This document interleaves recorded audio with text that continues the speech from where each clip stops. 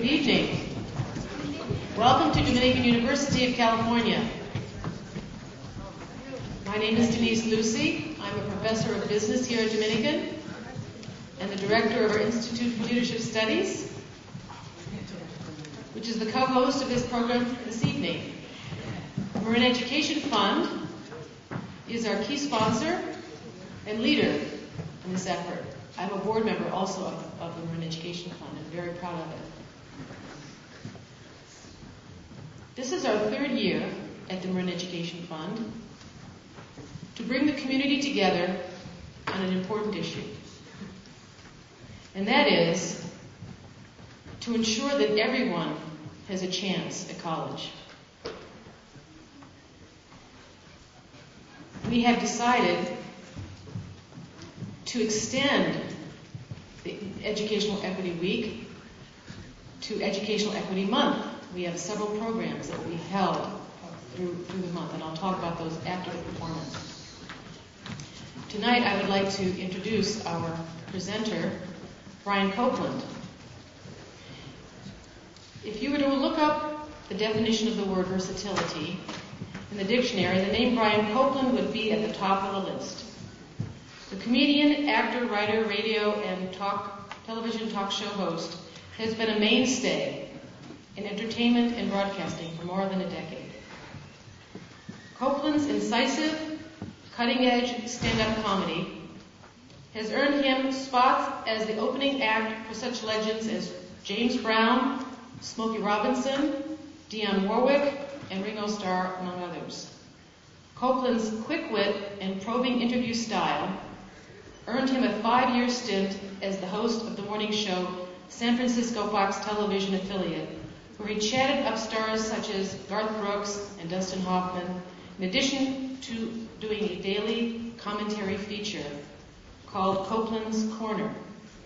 Copeland's work on the stage and television soon caught the attention of the San Francisco ABC radio affiliate KGO, which premiered The Brian Copeland Show. It is the most listened to program in its time slot. In 2004, Brian Copeland wrote and premiered his first one-man show entitled Not a Genuine Black Man. The show, originally scheduled for a 6-week run, immediately captured the attention of the Bay Area, tapping into part of all people who have felt like outsiders at some point in their life. It has run for almost 2 years, becoming the longest-running solo show in San Francisco history. Not a Genuine Black Man is currently in development as an HBO series to be produced by legendary film director Rob Reiner. Brian Copeland lives in the San Francisco Bay Area with his wife and family, and he is here this evening to entertain us, inspire us. Please welcome Brian Copeland. That was lovely. Thank you very much. I don't know how to follow an introduction like that, so good night. I'm kidding. I have 3 kids at home. I'm going to stay up here just as long as I possibly can. It is indeed a pleasure to be here. I'm honored to have been asked to come and to speak tonight. I have a book out that is based on my one-man show. The book is called Not a Genuine Black Man, or How I Claim My Piece of Ground in the Lily-White Suburbs. I guess what I'll probably do is just kind of tell you how this project came to be and then get into some more of the specifics. I was at a point about, I guess it's been about 5 years ago now, where I was kind of at a career impasse. I've been a stand-up comic primarily since I was 18 years old, and I figured I had taken that about as far as I could take it. I had gone through a divorce and had custody of my 3 kids. The joke I always say is, my wife and I had a custody fight. She won. I got the kids.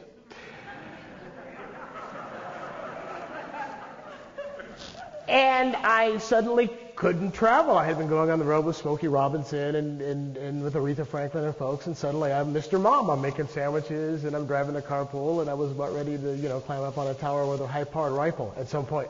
So I figured I had to do something, and then 9/11 hit. And when 9/11 hit, I thought about all these people who went to work they kissed their wives, they kissed their kids goodbye, they went to work, to sit in their cubicles and, do their office work as they did every day, and they were gone.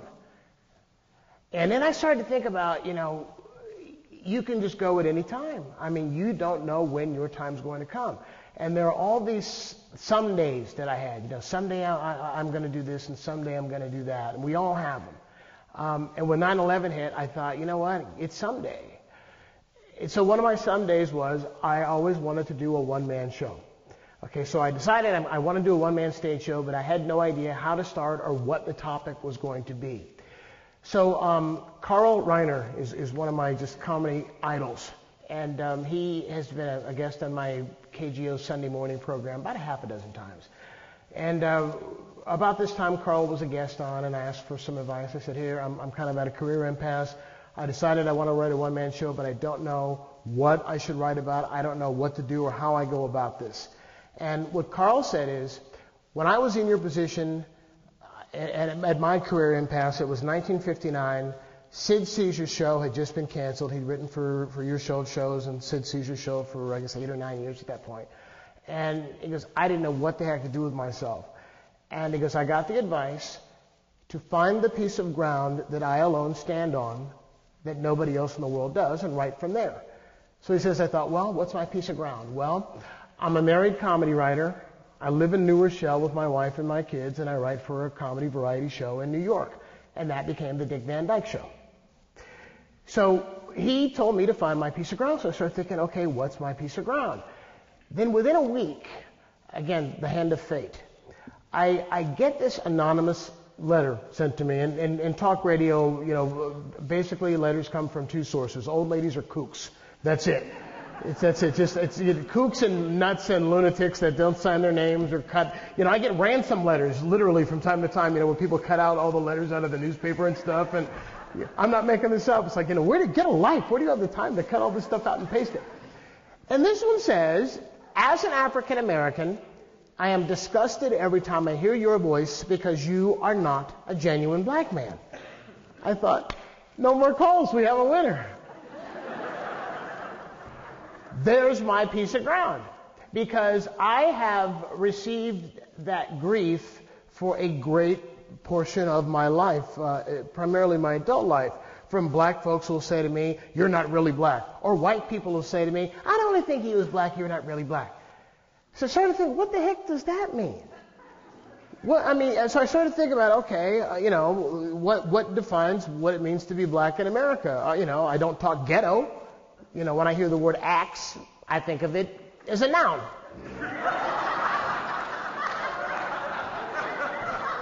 It's not a verb. I'm going to go axe my mother. What are you, Lizzie Borden? Get out of here. I can't swim. That's black.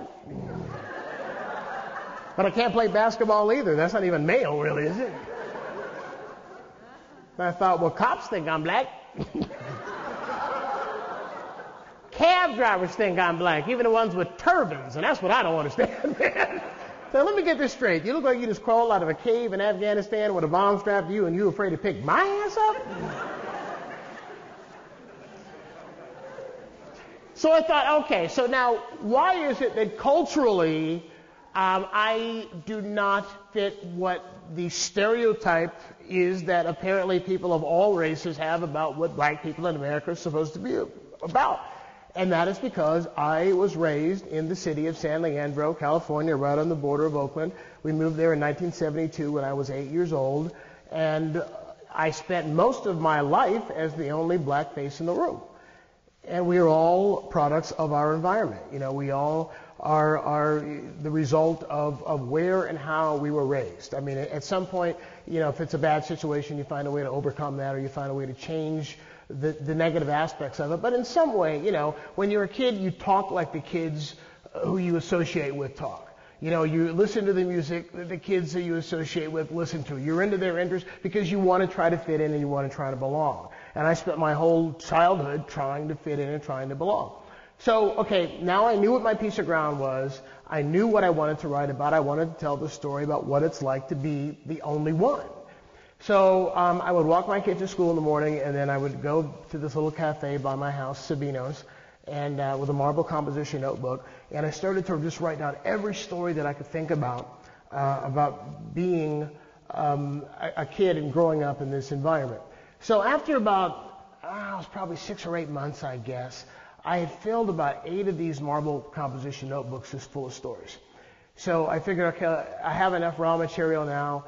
Why don't I go to the library and just kind of try to find out what was going on in town at the time that we came here. And what I discovered, going through microfilm of the newspapers from the early 70s and the late 60s, it blew my mind.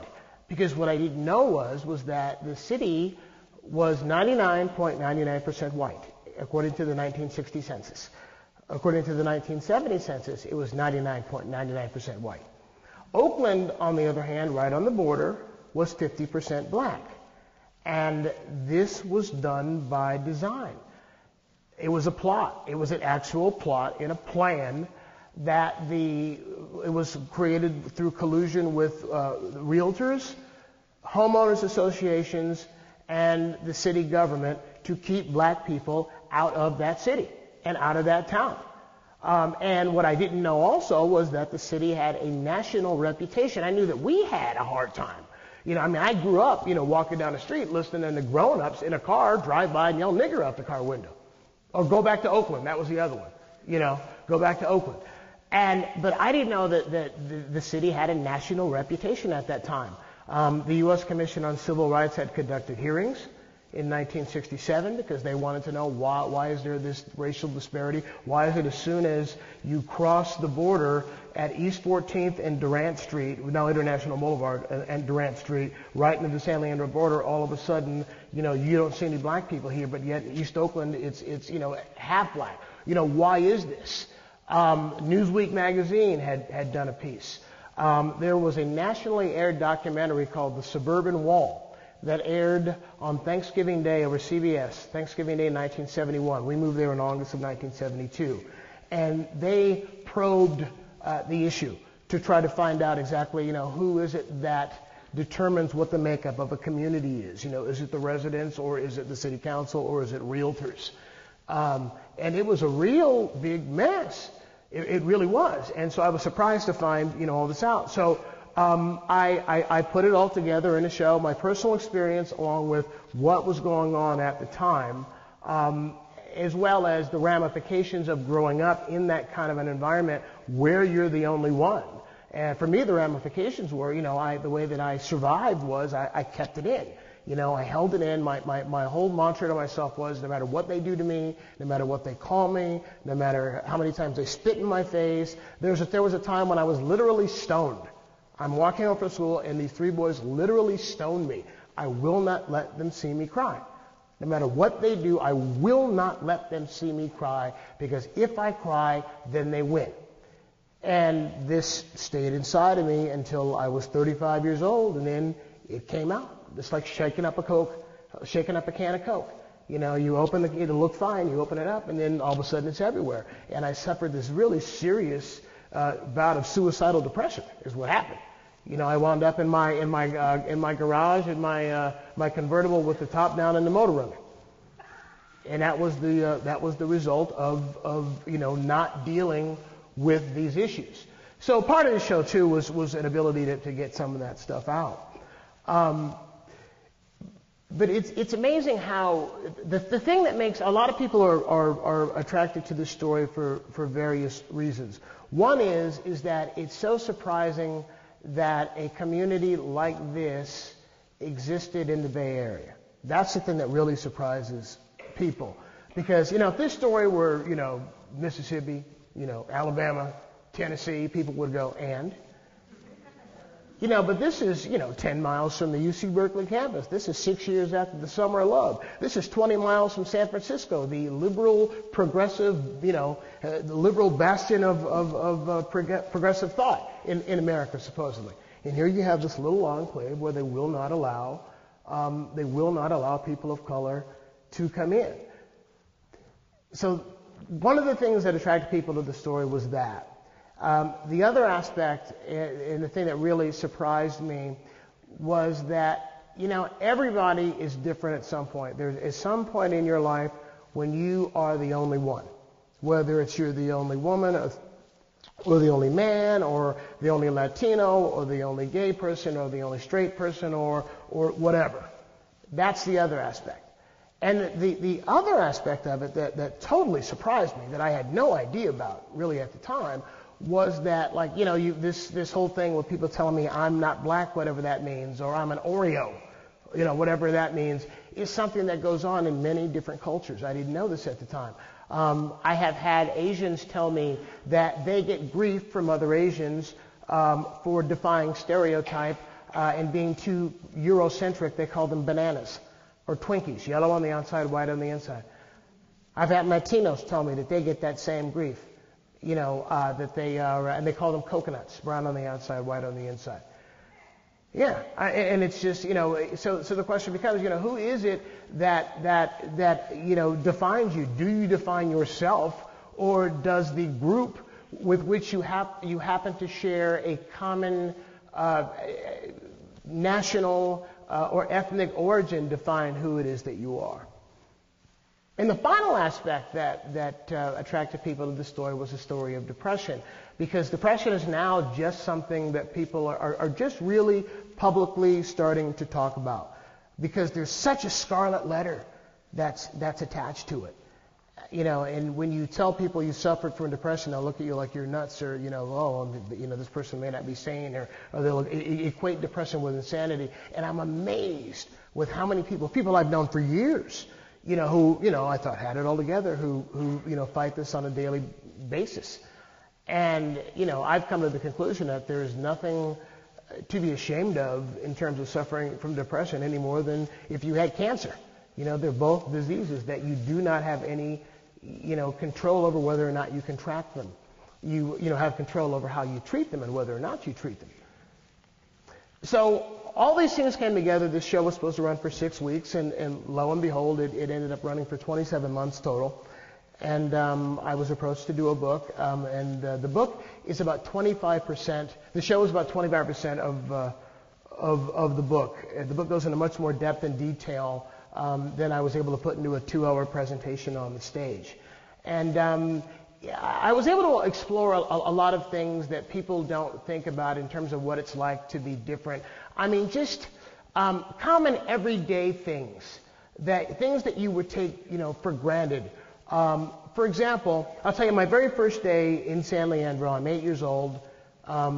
We lived in an apartment complex. My mother somehow got into this apartment complex, and from what I've been able to ascertain, or what I'm going to say what I assume is, the way she got in was because the landlord who rented to us was leaving and was gone like within 2 or 3 weeks after we came in. And I think that this was kind of his way of giving the finger to the owner. Now, here's my 2 weeks, and by the way, rented to black people. See ya, bye! Seriously, that's the only way I can figure out how we got in. Because when the new management came in, I mean, just harassment started. They tried everything to get us out of that place, man. I mean, we had a sewer pipe break under our apartment, so it reeked like garbage. Nobody else's, just ours. You know, the phone would ring. There'd be hang-ups sometimes. Sometimes somebody would say nigger, whisper nigger. They bashed in the doorknob to our front door several times, claiming they were burglary attempts. Terrible stuff, terrible stuff. So my first Saturday, my mother tells me to, you know, go out, you know, there's a park nearby, go and find the park, and, you know, introduce myself and meet some kids and, you know, make some friends.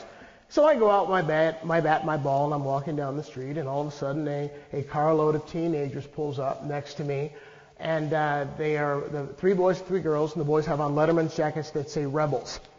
And what I came to find out was that they were from San Lorenzo High School, which is right on the border next door, unincorporated area next door to San Leandro. And their whole theme at San Lorenzo High was the Confederacy. That was their whole theme until they had the Confederate flag. In fact, until I think about 5 years ago, they finally got rid of it. The teachers parked on Mason-Dixon Lane. That was what the parking lot was. They didn't have a homecoming king and a homecoming queen. Instead, they had Colonel Reb and Miss Southern Belle. The homecoming king, when I saw the pictures, I couldn't believe the homecoming king in these big Confederate general outfits. And this is Northern California. This is the 1970s. So The car pulls up, and I ask the kids, can they tell me how to get to the park? And the kid says to me, why? They don't allow niggers in that park. And then they say, they make the suggestion, why don't they beat me up? So I run away from them. They chase me, and I run to I see a police officer in a police car, and I think, thank God I'm saved. And I wasn't saved. What happens is that the cop frisks me, puts me in the back seat of the police car, and takes me home to the apartment complex. He didn't believe that I lived there, first of all, and tells my mother that I was using the bat as a weapon, which is a felony in the state of California, and that she had better keep a much closer eye on me in the future. And it was at that point that I realized I wasn't in Kansas anymore. So I realized at that point that things were different. Now, in terms of, I tell you this story in order to set up something I wanted to read from the book. Again, just about how when you're different, there are things that you take for granted that really become a big deal. This is a part of a chapter called Just a Trim. I didn't venture far from home after the police episode. It wasn't safe. I spent most of the rest of August in the apartment, either reading my comics alone in my room, playing games with my sisters, or watching television. Oh, I should mention as well, when we moved there, I moved with my grandmother, my mother, and my three little sisters at the time. I was 8, my sisters were 2, 4, and 6. And the reason we moved in the first place was that my father was very abusive and was in and out of our lives at the time, and my mother was trying to get away from him, so that's why we moved there. My self-imposed exile came to an end one Saturday when Grandma announced that since school was starting soon, I'd need to get a haircut. Every new school year started with a haircut and a new pair of shoes. It was tradition. Grandma believed that these two things were the keys to success. As long as your head and your feet look all right, you're okay, she'd say. I had a regular barber in Oakland. Mr. Johnson at Johnson's Barbershop had been cutting my hair since I was a first grader. His son Joseph and I had been in class together, so when it came time for me to get a trim, we patronized his place. I grabbed a couple of comic books to read while I waited for my turn in the chair and announced, okay, I'm ready to go see Mr. Johnson. I don't want you to go to Mr. Johnson's anymore, Mom said. Why? We live in a new community and we need to support the merchants here, she said. She asked my grandmother to find some place to get my hair cut in San Leandro. Shit, Grandma said as she opened the front door and headed to the car with me in tow. That's Grandma's favorite word, I should warn you up front, by the way. That's Grandma's favorite adjective to describe everything. To this day. Grandma started the engine, backed our new Chevrolet Malibu out of its parking stall, and headed toward the street. She stopped at the driveway entrance and began to turn right. Suddenly, she slammed on the brakes. A late model sedan sped up the street right in front of us. As it passed, the pretty young white woman behind the wheel rolled down her window and screamed, "Go back to Oakland." "You go to shit," Grandma yelled back.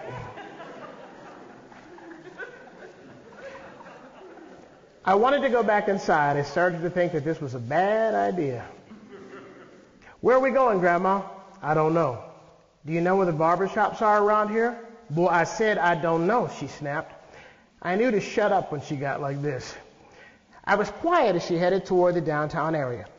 Soon we saw a shopping center. Grandma parked and we got out. She grabbed me by the wrist with a vice-like grip. Grandma never held my hand. She held my wrist. She said, "That way you can't run no place." We walked around the center until we saw the red and white swirl of a barber pole. We walked into an environment so sterile it looked like a NASA decontamination chamber. Everything looked spit-shined. The chrome was sparkling and the mirrors and glass didn't have a smudge or a fingerprint on them. Even though the barber chairs were full and the barbers were furiously working away, there wasn't any hair on the floor. I'd never seen anything like it. There was a boisterous chatter as Grandma and I walked in. There was laughing and talking and storytelling amid the buzz of the electric clipper and the snip, snip, snipping of scissors. It was a symphony orchestra of various voices and sounds. A symphony that stopped the second we set foot inside the door. It was like those old commercials where E.F. Hutton just spoke and everybody wanted to hear what he was going to say. The entire sea of white faces seemed to be waiting for some words of wisdom from us. A gray-haired barber in a blue smock abruptly stopped cutting the hair of the little boy perched in a red removable riser on the barber chair. He shut off the clippers and held them suspended in midair as he looked us over. Then he smiled. "May I help you?" he said, the word help taking on a friendliness in the tone he used. Grandma didn't smile. She looked at him hard, stern. "He need to get his hair cut," she said in her no-nonsense way. "I'm sorry," the barber said, still smiling. "We don't cut his kind of hair." He pointed to a sign on the wall that read, "No naturals, no relaxers." Why didn't the sign just say, "No blacks or Art Garfunkel allowed"? "We don't know how to cut that type of hair," he said, still smiling. I could feel the stares of the other patrons boring into me, each set of eyes a pair of hot miniature drills cutting me, searing me. "Can't help you," he said. "Sorry."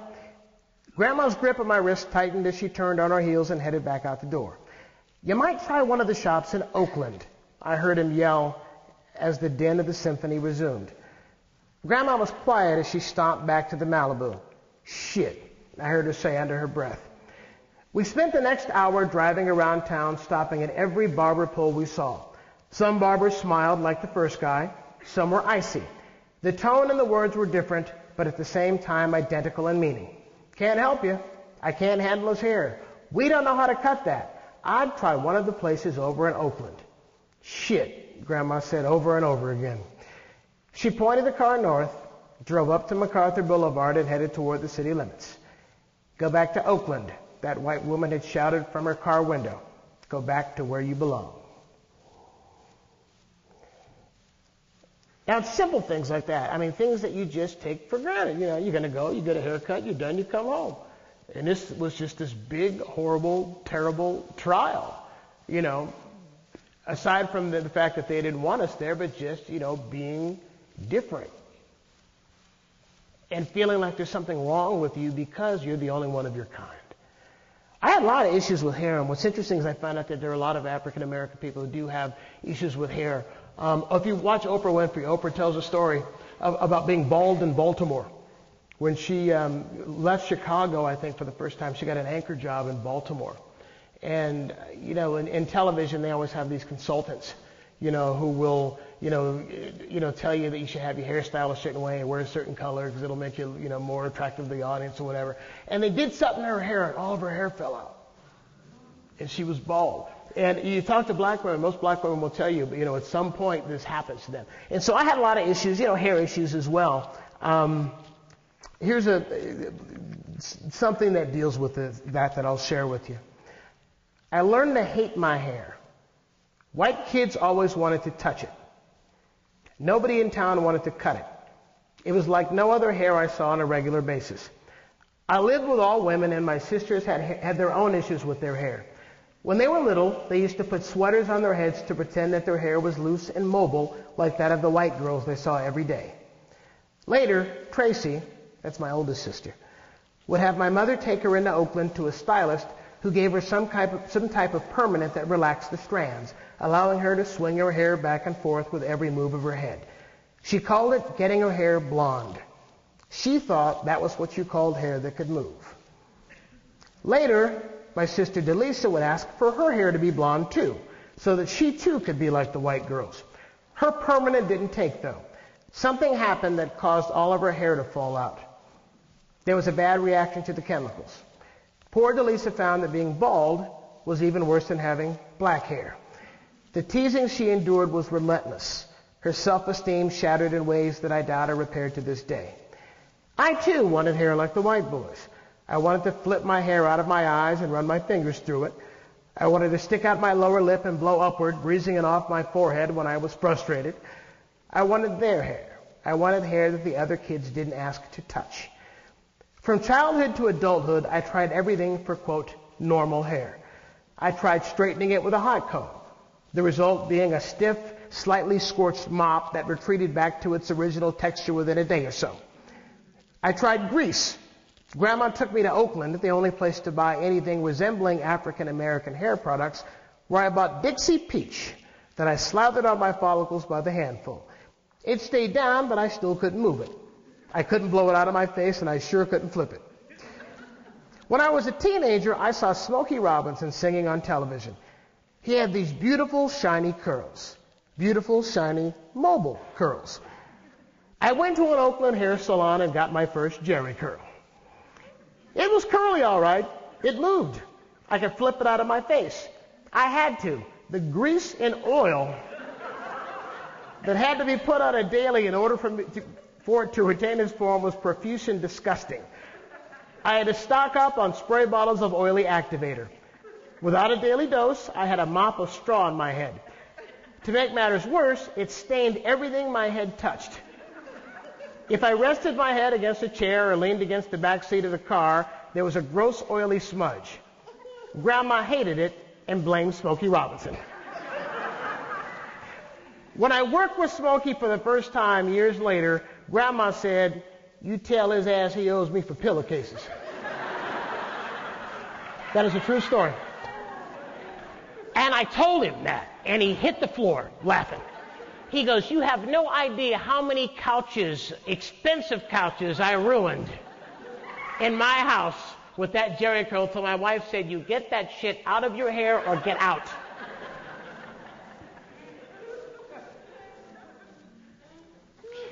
It's hard to be the older one. It's hard to be different, I'll tell you.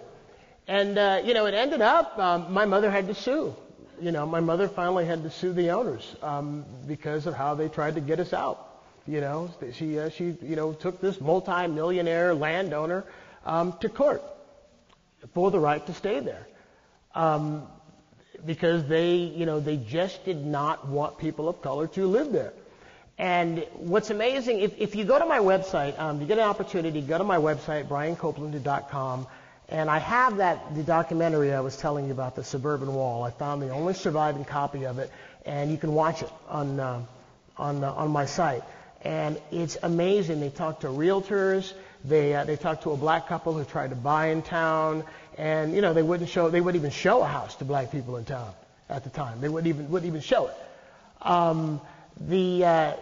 The homeowners associations were created for the sole purpose of them being able to arbitrarily decide who was and was not a fit person to live in a certain community.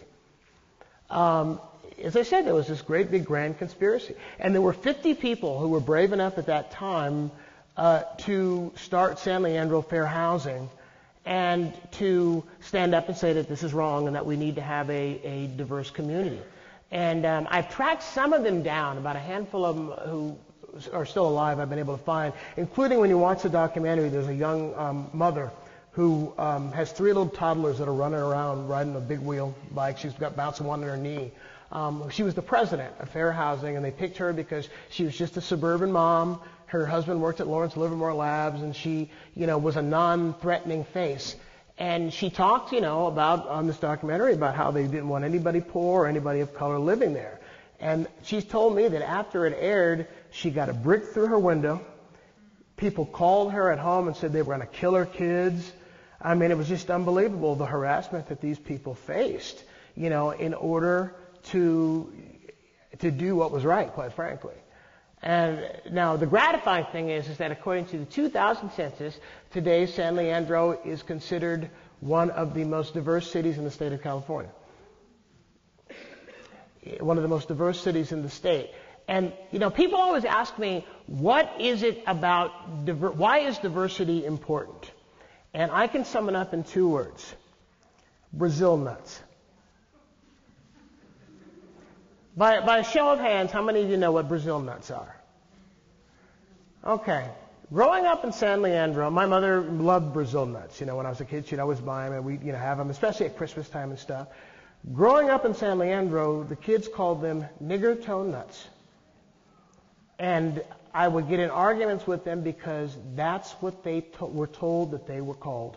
They had no idea that they were called Brazil nuts. They didn't know any black people. They didn't know that was a racist term to use. Their parents called Brazil nuts nigger toe nuts, and that's what they thought that they were called. That's why diversity is important.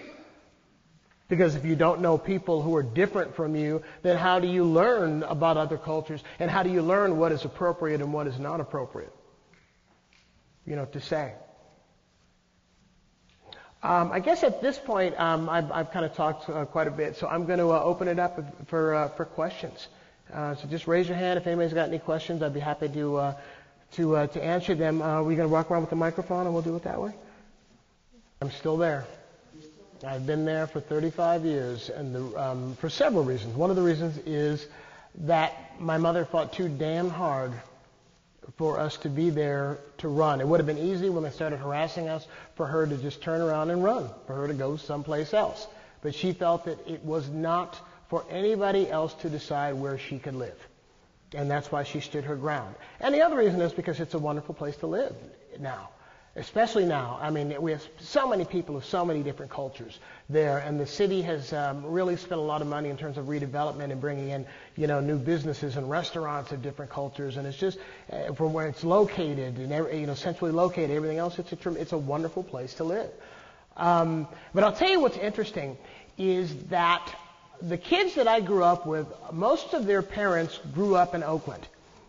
And after World War II, there were a lot of black folks from the South who were stationed in and around Oakland who said, I'm not going back to Mississippi. Why? And they stayed. And so you had a white flight from Oakland to San Leandro, which had race covenants at the time, which were outlawed, and then they came up with this homeowners association scheme. So the town was mainly built as a suburb based on white flight.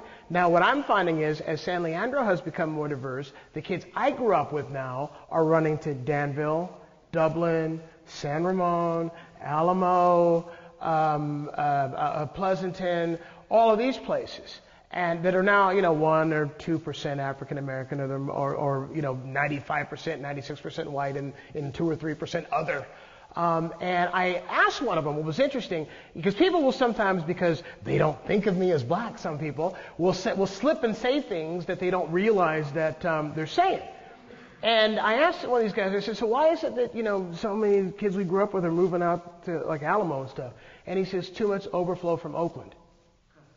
And I said, excuse me? He goes, oh, I didn't mean it like that. So there's a whole white flight again, And I'm sure that as these communities become diverse, there will be white flight again. And it is my goal to drive them into the sea.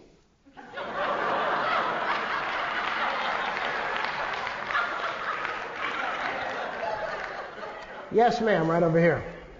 To be black in America is to be resilient. To keep getting up. Because black people are a people in this country who a race in this country that's always had to keep getting up. I mean, our ancestors were brought over here on slave ships. Half of them died. The most resilient ones survived. Then you had slavery, and only the most resilient ones made it through that. Then you had Jim Crow, and the most resilient survived. And if anywhere along that line, any of those people had not been able to get up, we wouldn't be here. So that is my conclusion. That's what it means to be black in America. Well, what's funny is that we never discussed it until the show and the book came out. We never talked about it. And one of my sisters had to go to therapy after seeing the show because she realized we had all these unresolved issues because we never talked about it. In fact, my sister Tracy gave an interview to the Chronicle after the play came out. And she said, and again, because we had never discussed it up to that point even, and she said that the way that she dealt with it was like thinking about it like it was a movie and that we were watching somebody else and it wasn't our own experience. But as, the book and play have come out, it's given us more of an opportunity to talk, and we all had our own coping mechanisms. One, as I said, they had that same mantra about not letting anybody see them cry. And there are other things that they did that I did that, again, we didn't discuss it, so I had no idea. And I'll give you a perfect example. You know how in school you will have in various classes where, in elementary school, where you'll read aloud. Like, you'll read a chapter, you'll read a paragraph, and then the person behind you will read the next paragraph, and the person behind them, and so on and so forth. Well, what I used to do is skim ahead to see if the word black, colored, Negro, African, anything like that was coming up. Because I knew that if it did, every face in that classroom would turn and look at me. And so I would look ahead, and if I saw it coming up, I would ask to be excused to go to the bathroom so that I wasn't there when that part came. And my sisters and I were talking, and son of a gun, they did exactly the same thing. They did exactly the same thing. So, pardon? Yes, actually, they're all fine. My sister Tracy is a model and a successful businesswoman up in Sacramento. My sisters Delisa and Tanya are in business as well and doing very, very well. Good.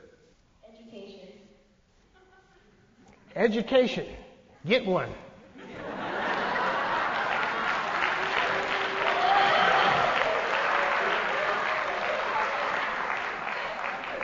Because it's important. I mean, it's important to get one. It's important, I am, aside from even a formal education, I'm sorry? How about gang speed? I'm sorry, sir. One more time? Gang member. How about gang members? Gangsters. Well, how about gangsters and gang members? Do I have any advice? Quit. Okay, good. And your question kind of goes along with what this young lady's question is. And what I say is that education is and should always be a lifelong process.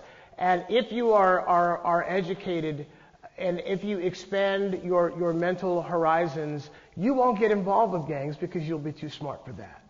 I am continually trying to educate myself. I'm always reading something, and in the last year I've been trying to read all the books that I was assigned in high school but didn't read. I'm serious. All the stuff that I was like, oh, okay, I kind of skimmed or got the cliff notes and just enough to pass the test, and it was terrible. Like I just read The Great Gatsby, I'm reading The Scarlet Pimpernel now, I To Kill a Mockingbird, all the stuff that was assigned that I was supposed to read. And actually, I'm glad I'm reading it now because I wouldn't have had I don't think the intellectual capacity to understand the subtleties of that work then that I have now. But education doesn't just stop in the classroom. While it's important to have a formal education, you should always be trying to expand your horizons. Always, because when you stop learning and when you stop growing is when you are dead. And you're welcome. Well, not being a genuine black man, I don't know anything about dancing to start with. We'll start with that premise right off the bat. But I know what it is that you're saying. I think what it is you're trying to say is that you feel that there's almost an overcompensation. And what I say is just be yourself. Part of this whole story is just be true to yourself. I mean, it's not incumbent upon you to be responsible for the attitudes of or diversity or lack thereof of your entire city. You know what I'm saying? I mean, it's nice that you want to be the ambassador. That's cool. But just be yourself. You don't have to, hi, how you doing? There was a thing that Richard Pryor did. I love Richard Pryor too. He was the reason I became a comic, because I didn't know that you could do comedy that was so real and so true, and about things that were real and true and painful yet so funny. And he had this bit where he talked about, you ever notice how nice white people get when there's a bunch of black people around? Hi, how are you? Hey, here's my wife. Just relax, be yourself. Relax and be yourself. And I know that there is, there are some issues here in Marin. In fact, one of the articles I found researching the show was from 1971. Was a piece that San Francisco Magazine did called The White Noose. And it was a map of the Bay Area, and they had a little noose drawn by every city that had a population of less than 0.01% black. And Mill Valley was one of them. I think San Rafael was on the list. So there were quite a few communities here in Marin. Now the question is that because of racism or is it because of economics? San Leandro, I can say, they had many excuses in San Leandro. And their big excuse was, well, black people can't afford to live here. That's what the problem is. And that just was flat out untrue, because black people that had money and tried to get in couldn't get in because they wouldn't be shown places. But, I don't, there are places where, legitimately, hell, I can't afford to live here. So, but just, the bottom line here is a long-winded way of just saying, just be yourself. I think we have time for maybe one or two more. How about this lady right here? Oh, my pleasure. Truly, that's my pleasure.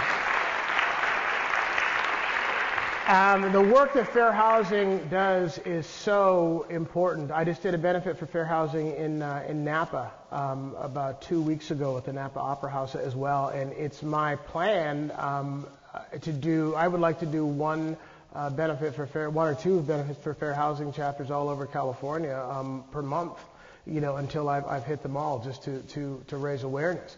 Because what they do is so important. And were it not for Fair Housing, San Leandro would not be one of the most diverse cities. Because they were the ones who sent out testers. They would send black people to talk to a realtor about a house that was listed, and they would be told that the listing was already gone, the house was sold, or should have been taken out of the book, whatever. Then they'd send a white person in the next day who'd be shown the place. Actually, I was fortunate in that I got a hold of a whole list of records from Fair Housing at that time. And this is, let me read you a little bit of this. This is from the San Leandro Fair Housing Committee report, January 24th, 1972. Okay, and this is actual quotes of attitudes of some of the realtors that they came across in their investigation. These are all direct quotes. Our prices are high enough to keep them out. We can control it, the entry of minorities into the city, with our prices. Thank God our prices are too high for them. They can't raise a dime. I don't want to do business with niggers. I have told the neighbors that they don't have to worry. Nobody would tell you anything on the phone. They have to see what color you are. If you write white on the card, the realtors will call you. So now what the big thing is, I'm told, the chapter still exists, and that what the big thing is now in surrounding areas is vocal profiling, where they will have someone call about a place that's for rent and speak non-standard English or Ebonics and be told one thing, and then have somebody call speaking standard English who'll be told something else. So support your local fair housing chapter. That's all I have to say. Support your local fair housing chapter. I have blue days, but I don't. And after I dealt with it, I realized I had suffered from it since childhood. I don't. I have days when I'm a little down. But I don't have days where there's just such this depth of despair where I can't see my way out. And that's the thing I would tell anybody who's suffering from depression is the thing to remember is that, you're in a dark tunnel, but there is a light at the end of it. And just remember that, just sooner or later the light's going to shine. And it's the people who don't realize, because there's so much pain and so much darkness, that there is light at the end of it. So that would be and tell somebody, for God's sake, talk to somebody. I had a woman come up to me one night after the show. Again, one of these women that looked like she had it all together, business suit, professional-looking lady, who came up to me after a show on Saturday night and said, I think about killing myself every single day. And I never told anybody because I was afraid that they'd lock me up. And now I'm going to go and see somebody about it. So you got to tell somebody it's nothing to be ashamed of. It's an illness. It's nothing to be ashamed of.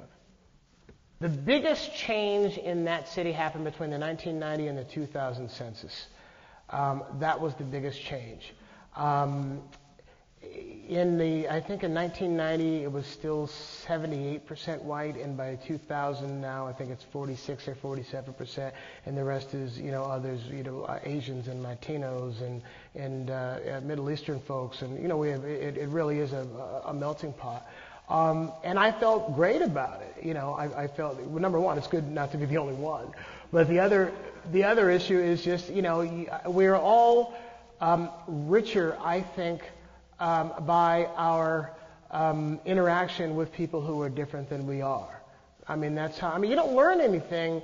For example, and I'm going to go off on a tangent here, but here's a perfect example of that is people who will only watch Fox News or only listen to right-wing radio, for example, or only listen to Air America, for example. Because if you're only listening to people who agree with you and who think like you do and who tell you what it is that you want to hear, how in the hell are you ever going to learn anything?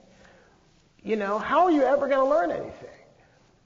So it was really, that was, I felt wonderful about it when the city started to change. And the main reason that the city started to change is that the population aged. And a lot of those folks who had those attitudes either passed on or, sold their tract home that they bought in 1950 for $3 and is now worth $500,000 and then went up to Portland, and bought a mansion. I'm serious. And I had a young man, a young couple came out and saw the show one evening, and they were telling me they moved to San Leandro in 1990, and they were the youngest couple on the block. It was all old folks. And then about every 3 months, in the middle of the night, they'd hear an ambulance, a siren, and then it would go off, and it would be quiet for a long time, and then it would go away. And then 6 months later, Asian family moved in, gay couple moved in, a black family moved in, and that's really kind of how it changed. There's a quote I have in the book from a very dear friend of mine who's a businessman in town that really, it's cold-blooded, but it really reflects how things changed. And he says that the racial attitudes of that city have changed coffin by coffin. And that's cold-blooded, but that really kind of sums it up. And there's still a handful. There's still a what I call an ignorant minority. I'll get occasional, nut letters from them, or people who are either, in denial about it and say that it never happened. It was always, a melting pot, and I'll go, well, here's my sources, go check them out. Well, I don't need to check them out because I know it's not true. Or who will write me the anonymous letters, or who will write, I do a lot of TV and radio interviews and the like, and there's one little old lady who writes every single show I do to the producer, the host, and says I'm making it up, or why couldn't I have just lived where all the black people lived, that kind of stuff.